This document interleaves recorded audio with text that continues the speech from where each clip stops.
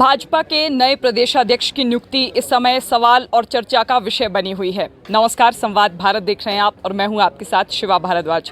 नगर निगम चुनावों में बीजेपी की स्ट्रेटजी को लेकर तो बात करेंगे ही करेंगे, लेकिन कुछ संगठनात्मक सवाल भी हैं जो चर्चा का विषय बने हुए हैं, उन पर भी बात करेंगे।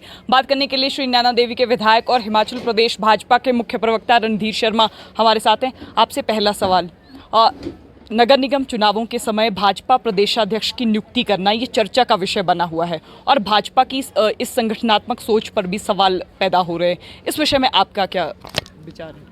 देखिए, शिमला नगर निगम के चुनाव चल रहे हैं, परंतु शिमला नगर निगम तो 1.5 विधानसभा क्षेत्र में आता है। हिमाचल प्रदेश बड़ा है, 68 विधानसभा क्षेत्र है। उसका प्रदेश अध्यक्ष इस समय तय ना हो, ये कहाँ वो है। ये तो हमारा राष्ट्रीय नेतृत्व है, उनको जब जैसा समय लगेगा वो तय करेंगे और इसमें कोई चर्चा की बात नहीं है। ये जरूर क्योंकि हमारे जो पूर्व प्रदेश अध्यक्ष हैं सुरेश कश्यप जी, उनको लोकसभा का चुनाव लड़ना है, इसलिए वो ज़्यादा समय अपने लोकसभा क्षेत्र में दें और आगे की कमान कोई और नेता संभाले, उस दृष्टि से प्रदेशाध्यक्ष को बदला है। मुझे लगता है इस पर कोई और चर्चा करने की आवश्यकता नहीं। जिस तरह भाजपा ने इस बार टिकट वितरण किए हैं वो भी सवाल के घेरे में है। आपने जिन प्रत्याशियों के टिकट काटे हैं उनको संगठनात्मक जिम्मेदारी दी है। ये आपसी कलह है भाजपा में कि बगावत को रोकने के लिए आपने संगठनात्मक जिम्मेदारी उन लोगों को दे दी?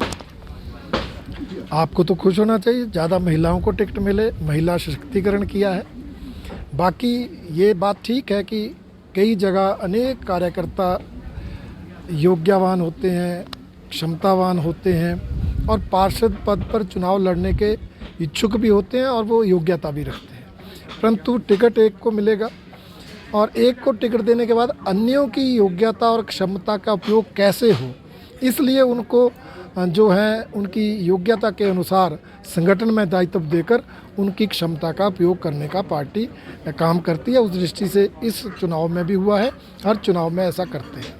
इस बार जिस तरह से हम बात करें शिमला नगर निगम चुनावों को लेकर, तो भाजपा बैकफुट पर नजर आ रही है, इसका क्या कारण है?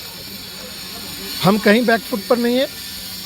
हमारे उम्मीदवार कांग्रेस से पहले तय हुए, हमारा घोषणा पत्र कांग्रेस से पहले आया है, हमारा प्रचार कांग्रेस से आगे है। कांग्रेस ने अभी एक ही नुक्कड़ सभा ने की, हमने पिछले कर 34 के 34 वार्डों में नुक्कड़ सभाएं कर दी। इसलिए प्रचार प्रसार में और हर काम में हम कांग्रेस से आगे है।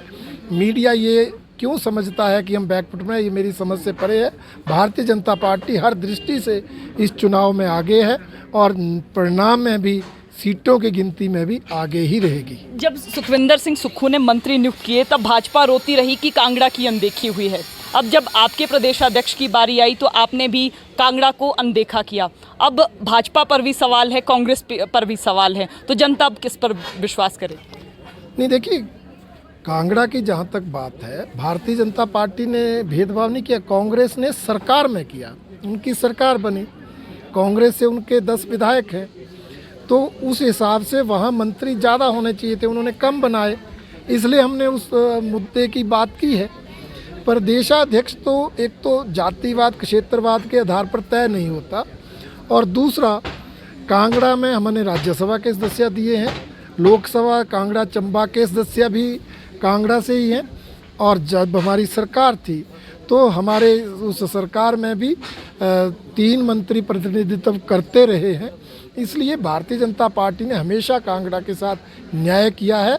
अब प्रदेश तक तो एक पद है, वो तो एक ही संसदीय क्षेत्र से बनेगा, तो इसलिए कांगड़ा के साथ उस दृष्टि से कोई अन्याय नहीं है। प्रदेश में संगठन मंत्री का बदलना भी इसी सोच का नतीजा था? नहीं, देखिए, संगठन मंत्री अक्सर कुछ समय बाद बदल दिए जाते हैं। ये भारतीय जनता पार्टी की सोच है कि संगठन मंत्री एक प्रदेश में बहुत लंबे समय तक नहीं रहते, उनको या तो उनके प्रदेश बदल दिए जाते हैं या उनको और ज़्यादा जिम्मेवारियां या अन्य क्षेत्रों की जिम्मेवारियां दी जाती हैं। इसलिए कोई इस सोच का परिणाम नहीं है, ये भारतीय जनता पार्टी की एक रूटीन प्रक्रिया है, उसका हिस्सा है। अब नगर निगम चुनावों में जिस तरह कांग्रेस काम कर रही है, हालांकि सरकार को बने हुए 3 महीने से ज़्यादा का मात्र समय हुआ है, ऐसे में सरकार के खिलाफ ना तो कोई रिजाइनमेंट है और ना ही किसी तरह का कोई रोष है लोगों में। लेकिन अब भाजपा इसको किस तरह से देखती है? हालांकि मुख्यमंत्री कह रहे हैं उन्होंने हर वर्ग का ध्यान रखा है, चाहे कर्मचारी वर्ग हो, हिमाचल में वाटर सेस का मुद्दा हो या फिर सर्वांगीण विकास के अन्य मुद्दे हैं। भाजपा इस कथन को किस तरह देखती है? देखिए, वो कहने की बातें हैं, उनकी कथनी और करनी में अंतर है। उन्होंने तो इन 4 महीने में समाज के हर वर्ग के साथ धोखा किया है। चाहे कर्मचारी है, ओपीएस अभी तक लागू नहीं, कहा था पहली कैबिनेट में करेंगे, अभी तक 11% डीए नहीं दिया, 3% की घोषणा की, नोटिफिकेशन तक नहीं हुई।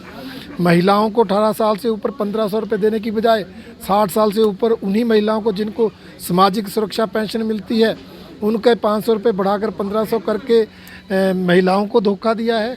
युवाओं को रोज़गार देने का वादा किया, उल्टा रोज़गार देने की बजाय उनको नौकरियों से निकाला जा रहा है।